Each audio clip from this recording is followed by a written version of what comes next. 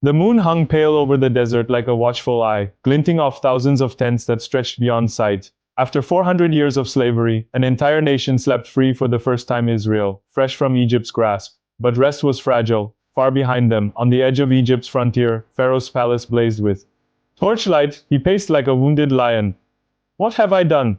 he roared to his generals. "We have let our slaves go. Our cities will crumble without them." He raised his hand, and at once chariots clattered to life, 600 of his finest soldiers arming with bronze and fury. The desert trembled under hoofbeats born of vengeance. In the camp of Israel, the dawn wind carried a distant rumble. At first it was mistaken for thunder. Then came the glint of sunlight on spears. Egypt was coming. Panic swept the people like wildfire. Families clutched their children. Fear stabbed through freedom's fragile joy.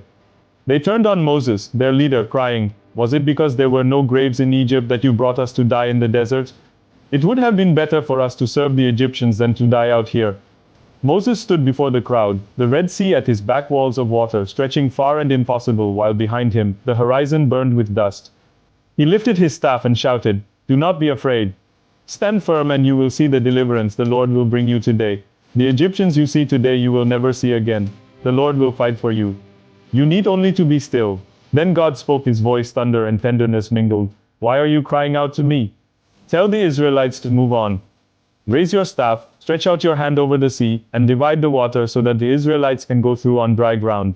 As night deepened, the angel of the Lord moved from ahead of them and stood behind, forming a wall of protection. A single pillar of cloud separated light from darkness, one side glowing like fire to Israel, the other thick with shadow to Egypt.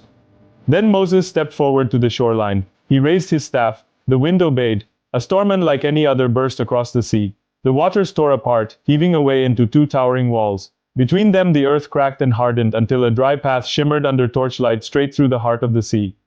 The people gasped, children clung to parents. Shepherds gripped trembling animals. No one moved until the first brave soul stepped forward. Then, like a single heartbeat, the nation began to walk. Through the night, millions crossed between roaring walls of water that glittered blue in flashes of lightning. The wind sang. Fish darted on either side behind translucent walls, heaven's aquarium holding its breath. Somewhere between midnight and morning, every last Israelite reached the far shore. Freedom was finally real, but Egypt hadn't learned surrender. Pharaoh's pride still rode high. He shouted, "Charge!" The chariots thundered into the seabed, wheels flashing in the reflected glow of the water walls. The ground began to shift beneath them. Scripture says their wheels jammed. Their horses faltered. One soldier shouted, "The Lord is fighting for them against Egypt." For the first time, fear belonged to Pharaoh. On the other side, Moses stood waiting. God's voice came again. "Stretch out your hand over the sea." Moses obeyed. The staff lifted. The wind changed. The sea roared. The walls collapsed inward, crashing like mountains. Water devoured chariots, horses, and pride alike. Morning light rose over a silent shore. The people looked back across the water, now calm, gleaming as though it had never been torn apart. Replaced terror. Then Moses and Miriam lifted their voices. "I will sing unto the Lord, for he has triumphed gloriously. Horse and rider he has thrown into the sea."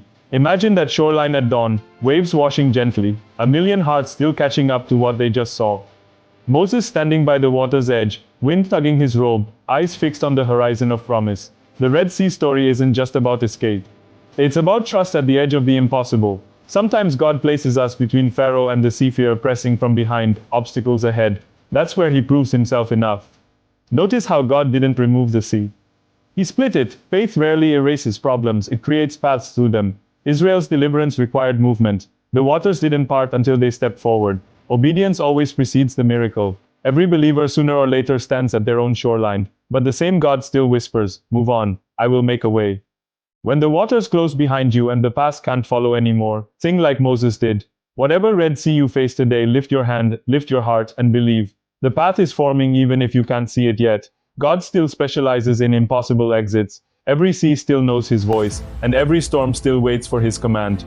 Make a way.